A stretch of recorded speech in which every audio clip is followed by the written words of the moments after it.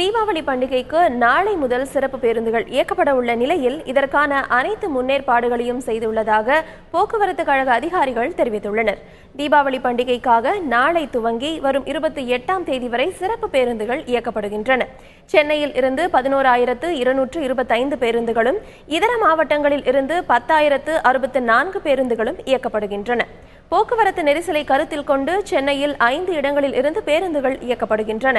கிழக்கு கடற்கரை மார்க்கமாக செல்லும் பேருந்துகள் சென்னை மாநில தேர்தல் ஆணையம் நிறுத்தத்தில் இருந்தும், பண்ருட்டி விக்கிரவாண்டி மார்க்கமாக செல்லும் பேருந்துகள் கும்பகோணம் தஞ்சாவூர் செல்லும் பேருந்துகள் சானிட்டோரியம் பேருந்து நிலையத்தில் இருந்தும் இயங்கும்.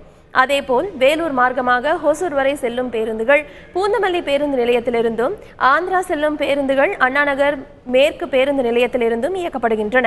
இதர பேருந்துகள் அனைத்தும் சென்னை கோயம்பேடு பேருந்து நிலையத்திலிருந்து இயக்கப்படுகின்றன.